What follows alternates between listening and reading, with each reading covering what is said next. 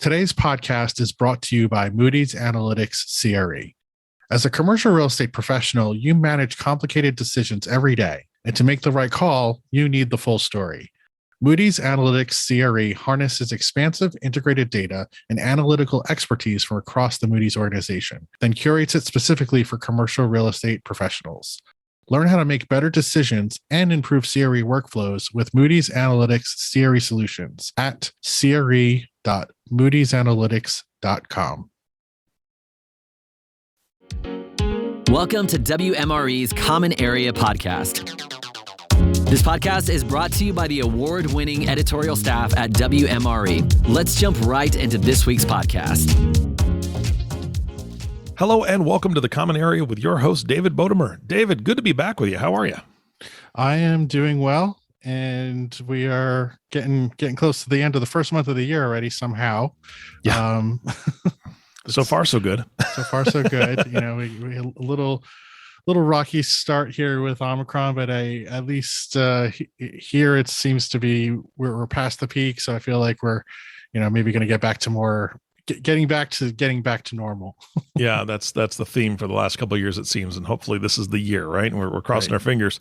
Now we've got a guest on the show today. Who'd you bring on? We have with us Iryna Pylypchuk, who is the Director of Research and Market Information with INREV, which is the European Association for Investors in Non-Listed Real Estate Vehicles.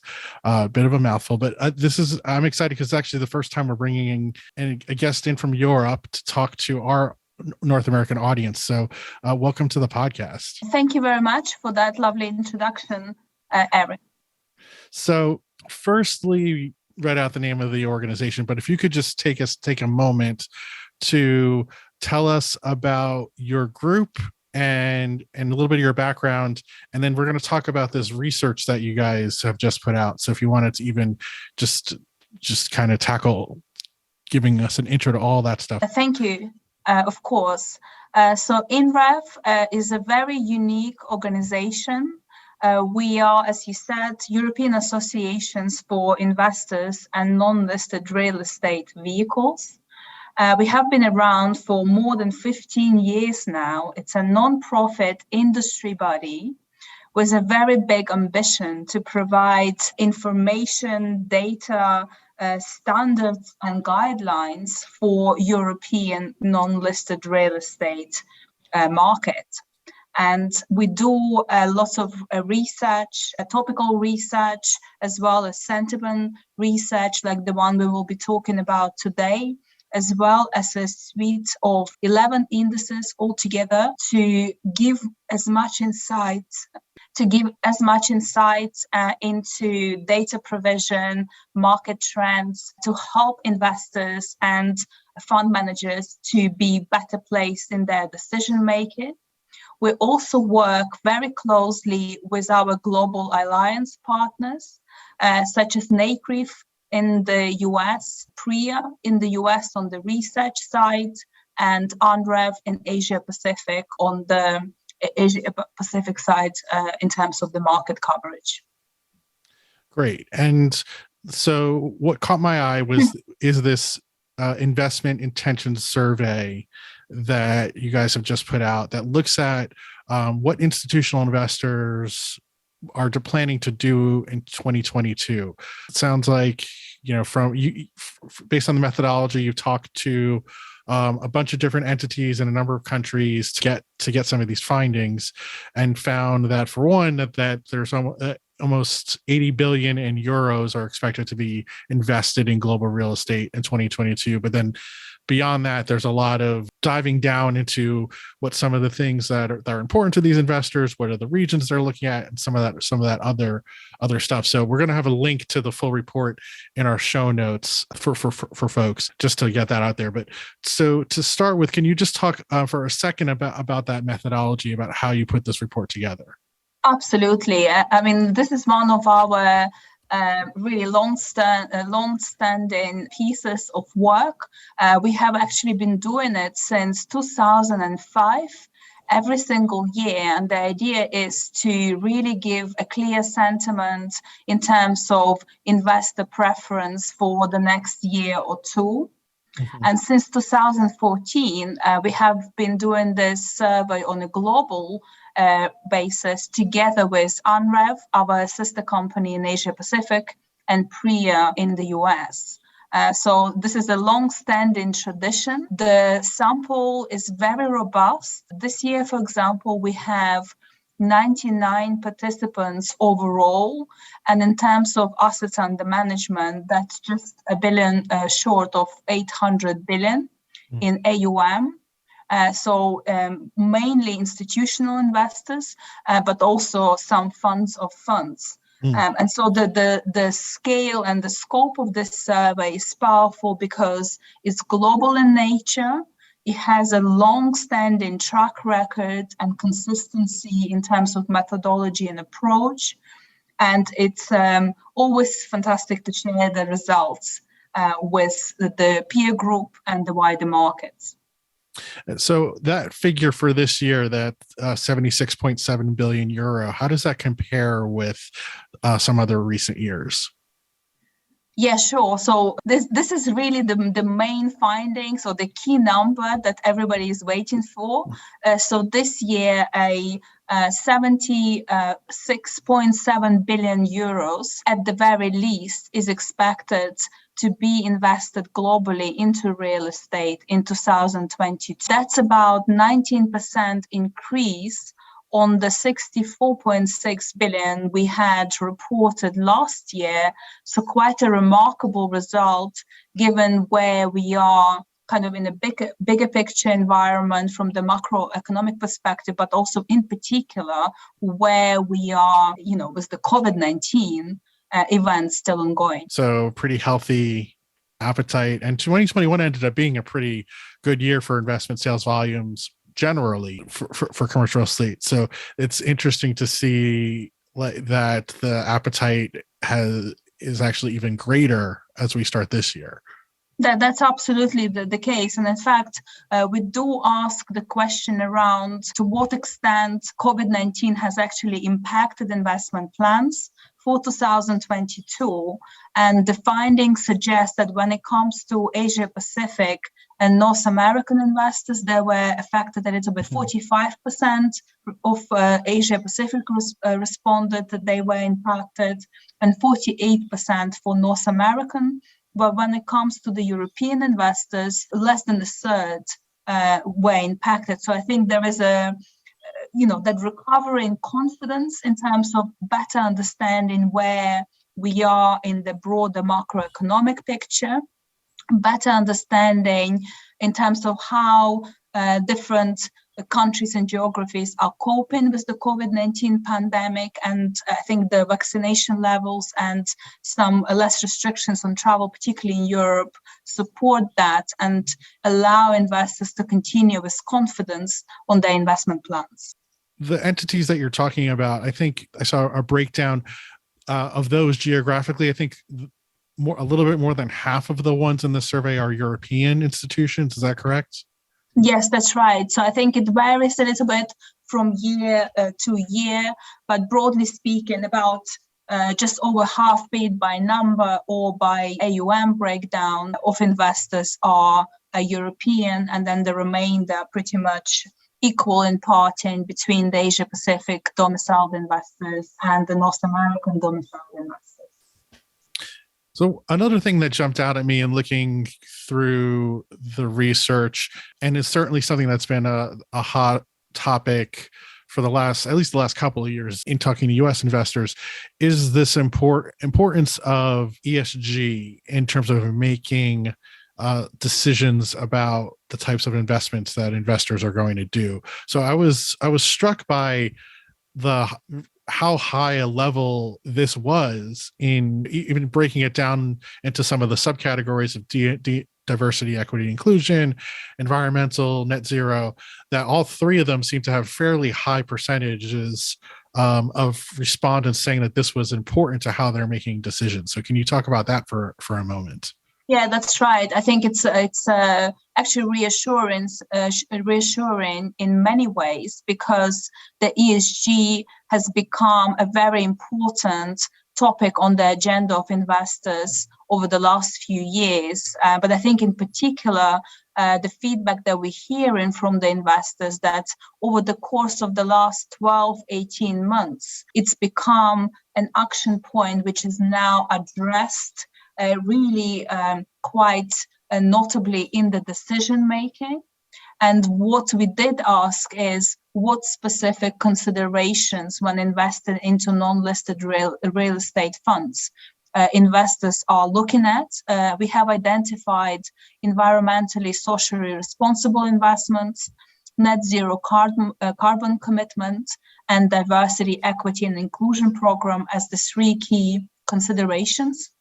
And on all of the three globally, we had a very strong positive response in terms of those being considered when taking a decision about which fund to invest into. Environmentally, socially responsible investors featured the strongest overall, with 87%.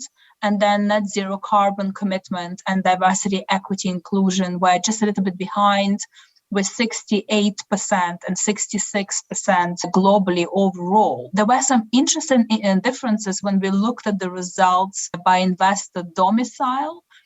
We saw that actually was a little bit of a surprise at the first glance that actually Asia Pacific investors were ahead. But that's because this time around, our sample for Asia Pacific was more heavily influenced by Australian investors who are, of course, known for being quite advanced in their ESG programs. And when we looked at the European and North American investors, both are really strongly considering all of the factors. I think where the key differences were for the European investors, only 50% were considering diversity, equity, and inclusion. So that's the lowest percentage across the three investor domicile on that specific consideration, where the numbers were lower for the committed on becoming net zero carbon aspect for North American investors, with 38% of North American investors who responded to that question considering that at this point in time. However, when we exchange and debate on the topic with investors, regardless of where their domicile is, it's very clear, and I think it will come through next year in the results, how important and now actionable all of those considerations are. From the fund's perspective, how do they communicate and report back to potential investors that they are living up to some of these expectations? Or, like, how can you prove that you're a fund that that somebody who's got some emphasis on wanting to, if DNI is important to them, how as a fund do you properly position yourself back to the institution, if that makes sense? That's right. I think that's a very good question that the industry overall and a number of bodies, be it CREM or CREF, working towards in making sure that the kind of disclosure and the reporting aspects are clearer. So I think this process is still evolving. It probably will be slightly different from one geography to another. I know we're faced with that. Even in Europe, there are quite different aspects emerging because everybody is keen on the agenda, but there is no clear standard, and not on all aspects as well. I think also to your point, there are also aspects of considerations which are more at the company corporate level, right, and not necessarily so easy to report or identify when it comes to, for example, diversity, equity, and inclusion. You probably do that indirectly when perhaps looking at the composite of team when you invest into the fund, in terms of gender diversity and background diversity and so on. But it's more tricky to pinpoint at the vehicle level for the DEI program. So you probably have to look up to the corporate part, where I think that's why the promoting environmentally and socially responsible investments or targeting bespoke sustainable investment is more difficult to really pinpoint and highlight was the specific individual fund selection. Got it. Yeah. It's going to be, very interesting to see how, because that has been a recurring question for me in terms of, okay, we're saying the stuff is important, but actually how do you prove it? How do you prove that you're doing? An interesting challenge, but also an opportunity for real estate investors going forward. So I think what we read from the results at this point in time, that regardless of which region you are in, investors are really catching up and taking the ESG agenda very seriously. I think there's a number of regulations in place, particularly in Europe, that are still being discussed and clarified on. That's an ongoing process, but that there is a gradual step-by-step enhancement in how do we measure and disclosure when it comes to ESG reporting. And it can only get better from here because the will from investors and fund managers, so on both sides, is definitely there. So switching to another observation that was in the report, I found it interesting that it sounds like, institutional investors are known for being pretty conservative in terms of their risk appetite, and that you're sensing that there may be an opening towards something beyond core investment when it comes to what these investors are willing to consider. Yeah, that's right. So I think let me take a step back and start by, if you look at the current holding of institutional investors, regardless which region you look at, their current holding, particularly in Europe, which tends to be more dominated by not only pension funds, but also insurance companies in our sample. The allocations to core in the current portfolio is very high. But what we are seeing, particularly in this year results, and that's one of the real read-throughs from the 2022 surveys, when we look at the allocations across the globe, but particularly into Europe, in terms of new allocations, so this new capital targeting particularly the European market in the next couple of years, they have a stronger preference for value-add investments, with about 57% of all those investors who are targeting Europe in the next 2 years preferring value-added style. So that shift up the risk curve is evident. And this is very much in contrast to the sentiment that we have seen last year, and not surprising equally, because of course last year some of the investors were more on the sidelines, assessing the risks, assessing the situation in a kind of macroeconomic environment. There was a lot of uncertainty around COVID-19 and what impact it will have on the way we work, play, and do things generally. So last year, the opposite was true. A lot of emphasis was put on the risk-off strategy, with core being a key preference for 50% of respondents when it came to European investors. But actually, if we remove 2021 from the kind of trend, because that was a unique year with uncertainty, actually over the last 7 or 8 years, in terms of new intentions and new placement of capital, we've seen that shift towards value add. So more or less 60% of new allocations were looking towards more value add or even opportunistic strategies. And I would assume that that's partially driven just by wanting to get better yields and feeling a little bit, more confident within real estate in general. So feeling like the risk is more appropriate, but also just given how tight yields are for all kinds of investment strategies, that there's some that's driving some of the openness towards doing this. Is that fair? I think that's a very, very good observation there, David. I think there's always a number of factors at play, right? So from about 2015, and again, let me default to European markets, we have seen really clear recovery in terms of economic recovery. So the investors were gaining confidence. Also, over the next few years, there was a lot of capital targeting real estate, and that's been an ongoing theme for almost a decade now, where every single year, and you see that in our results as well, there is the gap between the current allocations and the target allocations is significant and continues to increase. So, lack of progress, competition, pricing, almost repricing of some of the asset classes, for example, in Europe, the industrial logistics over the last decades has become much more institutionalized in nature, with some of the, structural shifts from kind of normal in-person shopping to online shopping, driving that defensive characteristics of industrial and logistics, and quite a significant repricing in that sector overall. So the search for better yield is definitely has a role to play here as well. I think we also need to look at the real estate in a context of multi-asset portfolio.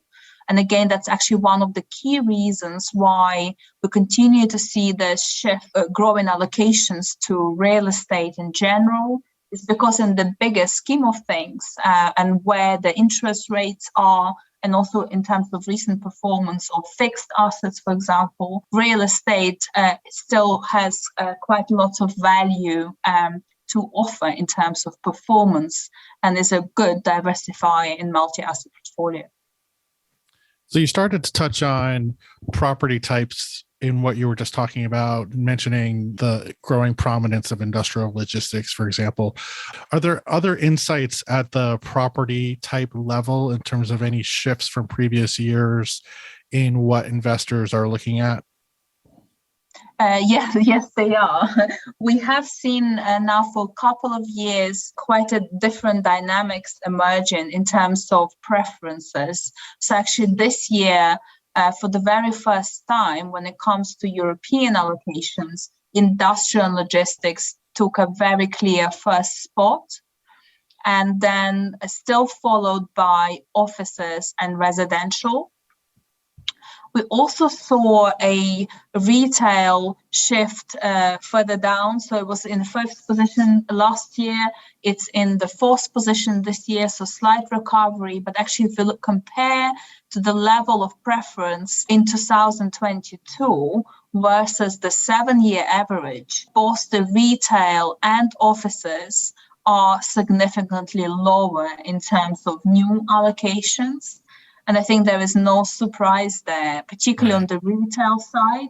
All the structural shifts that were working against some of the retail, particularly the more expensive, vulnerable segments of retail markets, such as shopping centers in particular, those were just accelerated even further during the COVID and since, because of course of the shop closures and so on. We also see quite interesting findings when we look at the office sector, because although it still features as preferred sector, it's below, again, the 7-year average preference.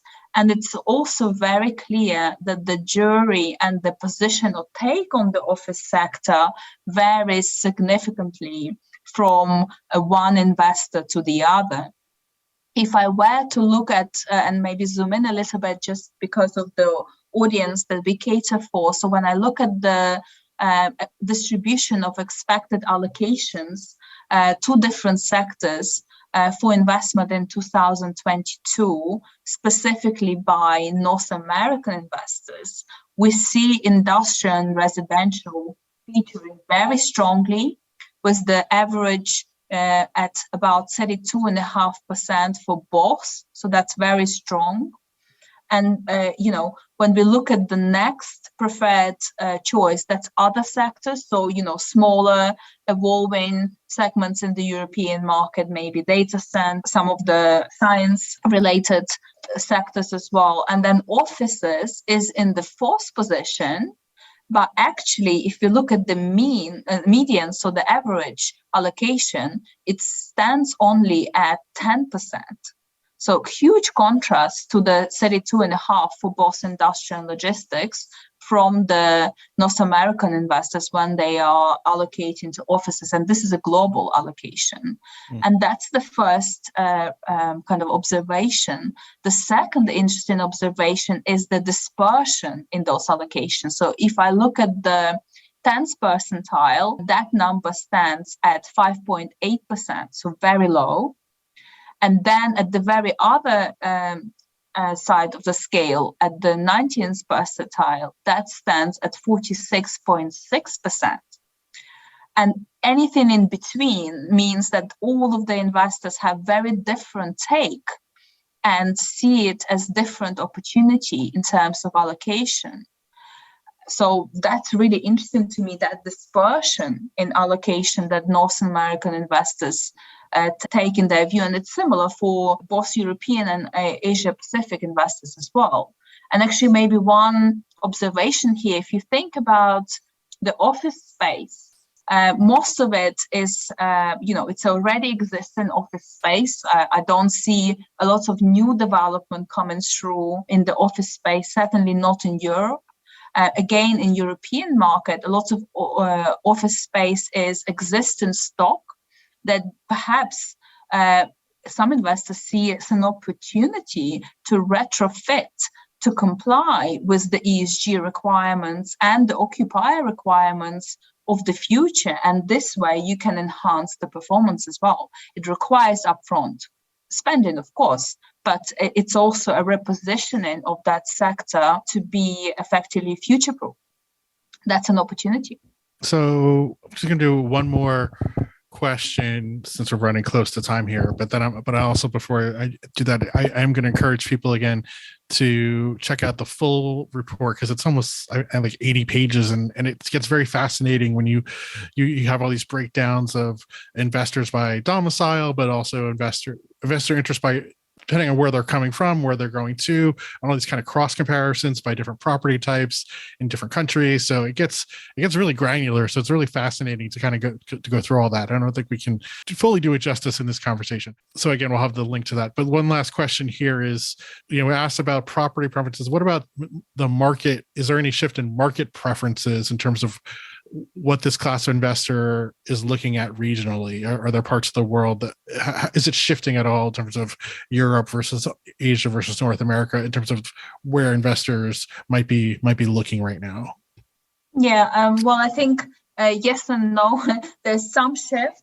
So when it comes to North American investors, we see in the latest results that they are still quite regionally biased. So about 80% of the planned capital deployments by the North American investors are targeting US. And that's actually a slight increase from 73% last year. When it comes to European investors, they're actually becoming even more open to further increases in allocations outside of the region. So last year, their regional bias was 62% of new capital deployment was targeting Europe. This year is down to 49%, with both Asia Pacific and North American allocations increasing by about 5%. So I think both Europe and the US are actually featuring very highly in terms of target regions, pretty close, 41% for Europe and 40% for North America, although most of that is targeting. In terms of European markets, we see some interesting results there as well, because what we see is that non-European investors, so both Asia Pacific and North American investors, are still very much focused on the larger, more liquid markets. France is in the first position, followed by Germany and the UK, where the European investors, for example, are much more spread out in terms of consideration for wider selection of markets in Europe. But again, Spain and Italy, particularly industrial and logistics in both of those markets, but also residential across the board, is very strongly favored by non-European investors. And then last little thing is, aside from the stuff that we talked about, are there any major takeaways that we didn't touch on that you think would be important for people to have? Well, I think there are so many, it's difficult to pick, but maybe just one observation that I see is that in terms of top reasons to invest in non-listed real estate funds, we see access to specific sectors moving up as one of the key top reasons. And I think that goes hand in hand with this dispersion in performance that we saw between different sectors across the world, with some being identified as more defensive and, more future-proof. And I think residential or multifamily and industrial logistics are prime examples of that. And investors are keen to allocate their capital, but when in particular you are cross-regional investors, that access to expert management and access to specific sector has become even more important in their decision. Iryna, I want to thank you so much for coming on the podcast. And, we're doing this remote, so we have a big time difference. So I appreciate you taking the time from your schedule to make this work. David, you're most welcome. I hope this was insightful for your audience, and please do share the reports. We will be happy to feedback with further questions. Sounds good. David and Iryna, thank you so much. This was a great podcast. Iryna, I just want to echo again our appreciation in making this podcast international. That's great. So we really do appreciate that. David, thank you so much for bringing her on. And of course, our last thank you goes to you, the listening audience. Thank you so much for tuning in and listening to the Common Area Podcast with David Bodamer. If you have not subscribed to the podcast yet, please click the subscribe now button below. This way, when David comes out with a new podcast, it'll show up directly on your listening device. This makes it really easy to share these podcasts with your colleagues. Again, thanks for listening today. For everyone at WMRE, this is Eric Johnson inviting you back in 2 weeks for all the stories that matter to you. We'll talk to you soon.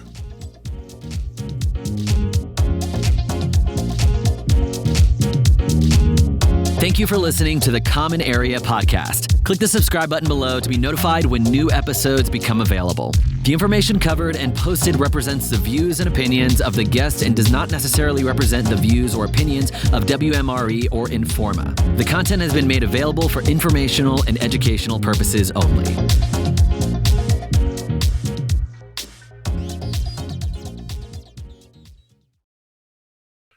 Today's podcast is brought to you by Moody's Analytics CRE. As a commercial real estate professional, you manage complicated decisions every day. And to make the right call, you need the full story. Moody's Analytics CRE harnesses expansive integrated data and analytical expertise from across the Moody's organization, then curates it specifically for commercial real estate professionals. Learn how to make better decisions and improve CRE workflows with Moody's Analytics CRE solutions at cre.moodysanalytics.com.